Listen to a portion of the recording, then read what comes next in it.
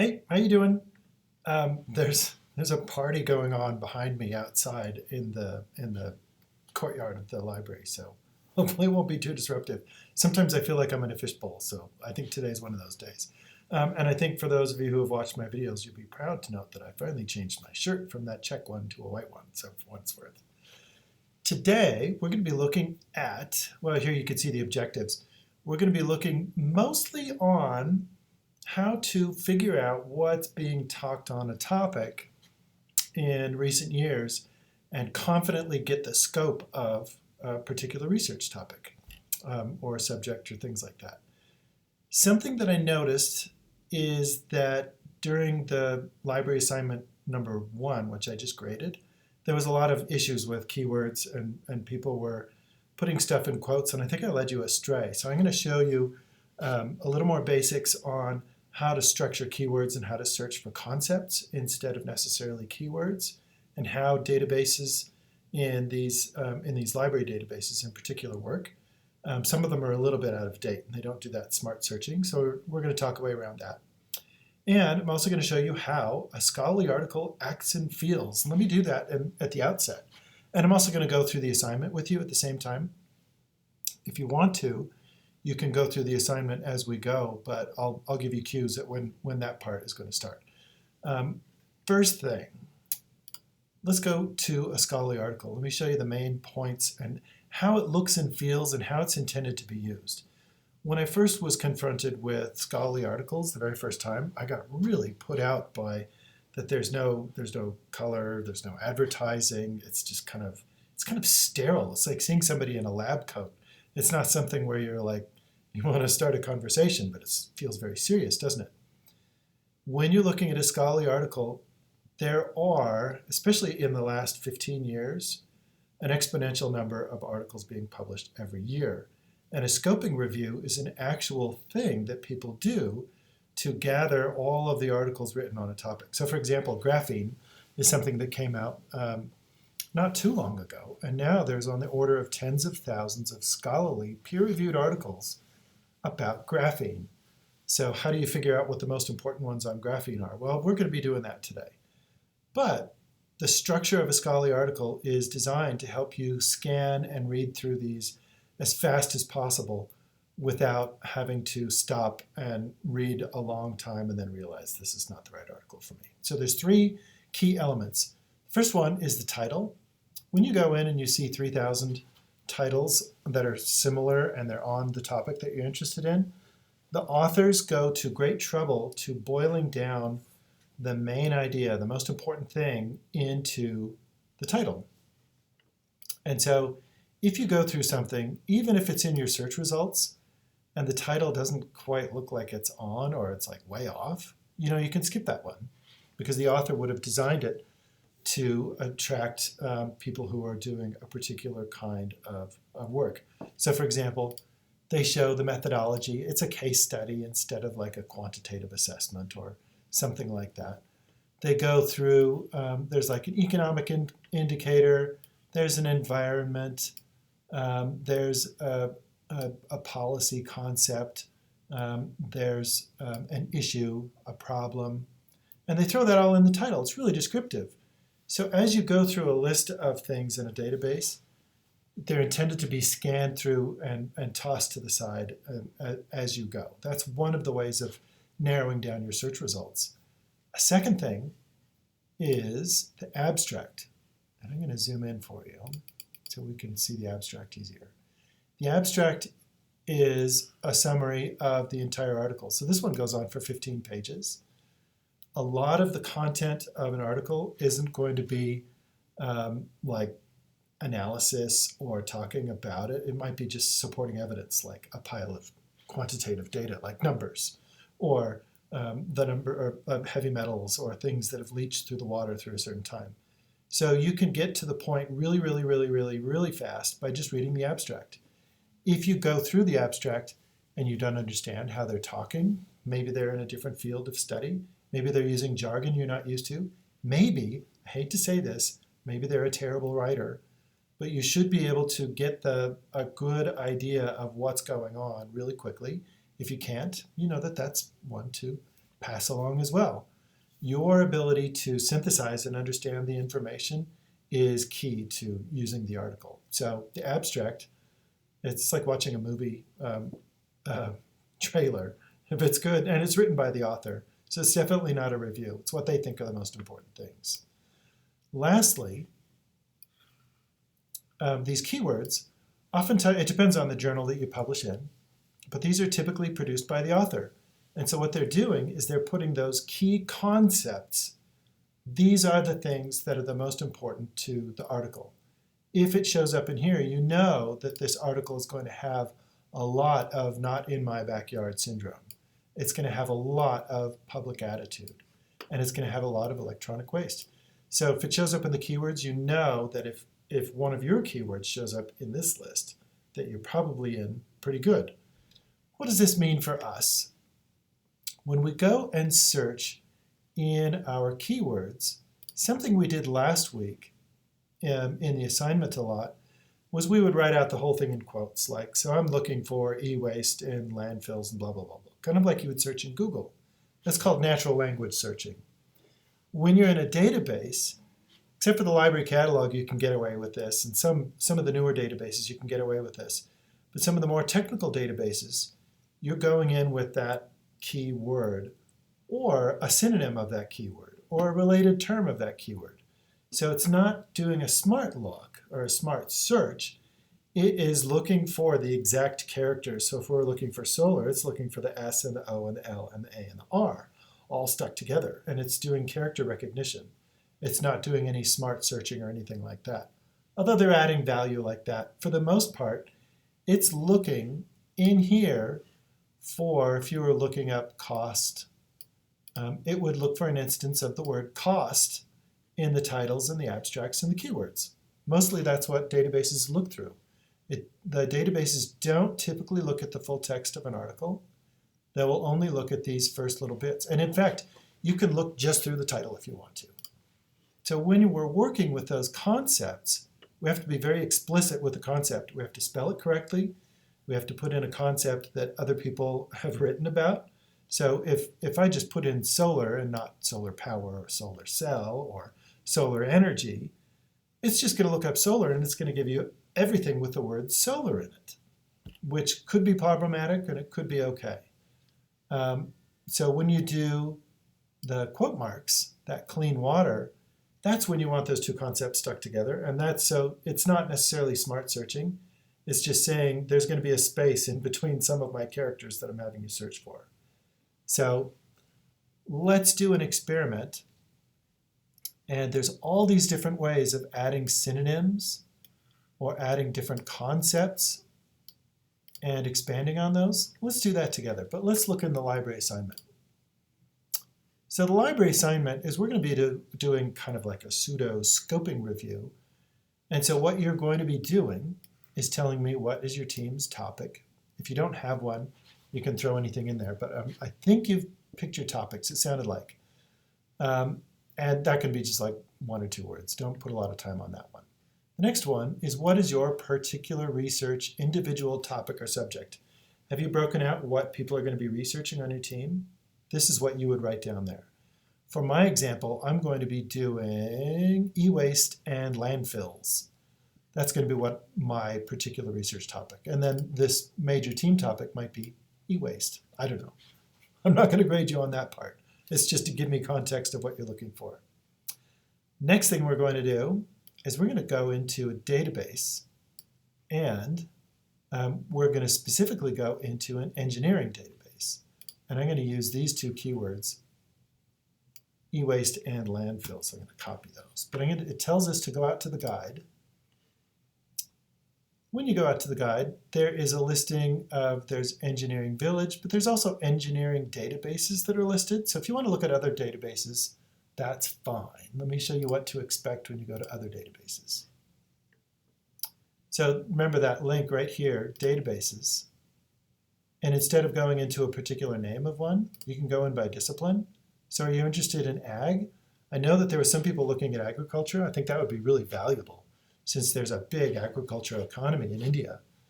But you could go into biology, biomedical, You could go into computer science. What happens when you click on one of these? I'll just do engineering in general. We subscribe to a bunch of databases. Some of them are generic, where it covers a whole bunch of everything, including engineering. That's this one. Or it could be something ultra specific like aluminum. Aluminum only. I want to talk about copper. No. This is aluminum only. So the one that I picked is kind of a generic one called Engineering Village. So for the assignment, it'd be worthwhile if everyone did Engineering Village. When you're putting in a keyword, so for example, I did solar before. It's only looking in, let me go back here, it's only looking in the title and the abstract and the keywords, right? And it's only going to return those moments that say solar. So I have like solar structure and evolution, solar wind, it's just sunspot areas, it's all over the place. So how do I add a concept? Well, I want to do e-waste, so maybe it'd be better if I did that. Oop, not e-waster. I wonder what would show up. It would look for e-waster. So if I don't know if something is e-waste or electronic waste, what do I do with that? Well, if we go back to our Boolean operators here, there's an or statement. So I would separate it. So if I don't know, for example, here, if it's clean water or culinary water or potable water, I have that or in between. So let's try that. So let's do e-waste or, I got to put it in quotes because it's two words. Then I have to misspell it. Electronic waste. Again, waster. What's that R doing in there? So look here. We have 1165. Let's see what happens if we add. So this is a synonym or a related term. I don't know if everything's going to be called e-waste, so I wanted to add electronic waste. We had 1100. Ooh, now it bumped up by several hundred. That's interesting. Some of those articles couldn't be found with the term e-waste. What are some other ones? If you go down, well, you could look at them and see e-waste components, e-waste. You could see all sorts of different ideas. But you can also go into this controlled vocabulary. These are a listing of all the keywords that authors listed, but it's for all the articles in a pile, and it's statistically oriented. So we can see that every article that had e-waste as a keyword also has recycling as a keyword, and 983 of them anyway. So let's see. Oh, electronic products is one of them. I wonder if I could add, I'll add that keyword, electronic products. There's some other ones like printed circuits, I'm not sure. Hazardous materials, I want to talk about e-waste in particular. But look at all these different things that are related to that topic. This kind of gives you an idea of what's going on. What was that one? Electronic products.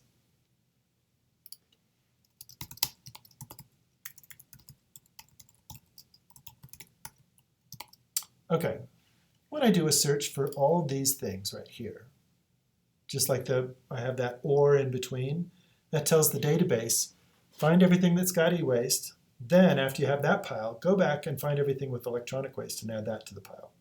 And then add electronic products to the pile. So you have like this big pile. That's what the ORs do.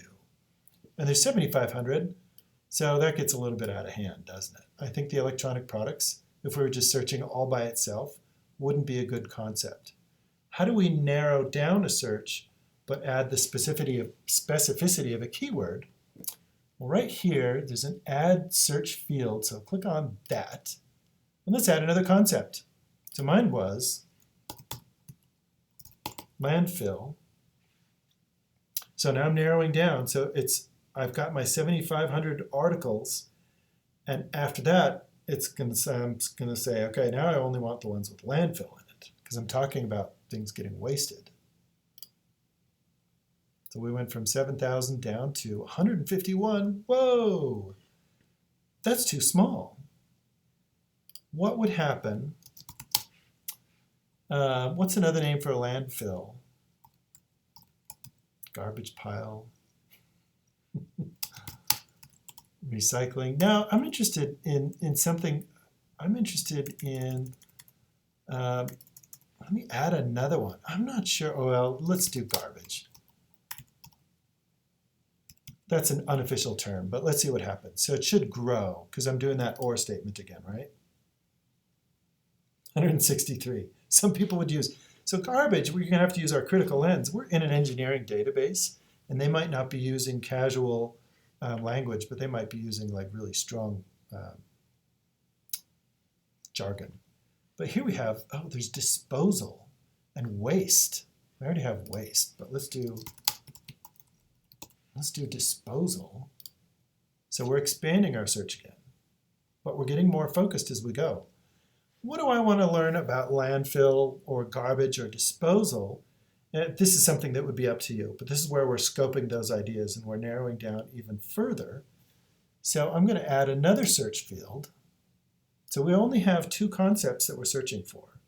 So you see when you go out to Google, you would just start typing in words and Google would just kind of pick and prioritize. But these databases want to know exactly what you're looking for. So you have to put in those key terms and then related synonyms and terms like that. And here's this interesting thing over here. Do you see the and? If I wanted to, I could type in e-waste and landfill in one line, and that's all that this represents. And do you remember how we could search just in the title or the abstract or the keywords? You could do that right here too. I could say, I only want to look in the abstract, or I only want to look in the title. So you can look for those things too. Right now, we'll just leave it open. Default is title, abstract, and keywords. But I'm interested in what's happening to the soil. Soil, and let's see what happens with soil. It'll go back down because we're adding another key term. Now there's only 39. But let's go. What are some of the problems with soil? I want to write dirt, but they're not going to write dirt. Maybe I could do, or people who are using the soil, farming.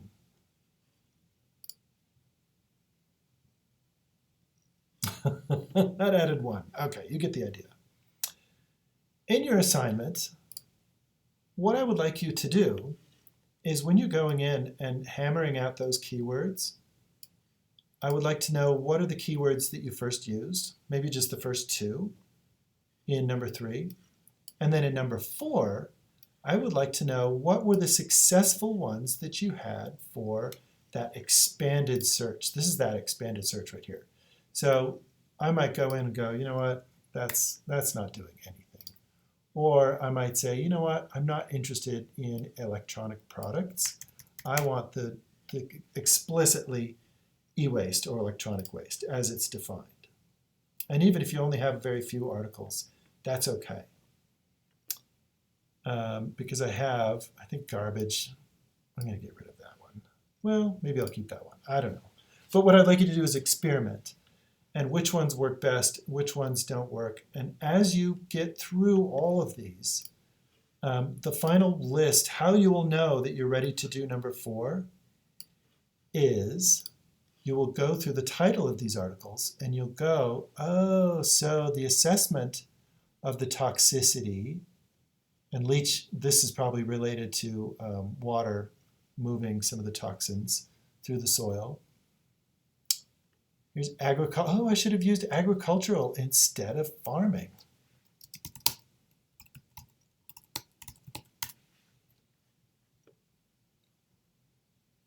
That's a good example of an added keyword.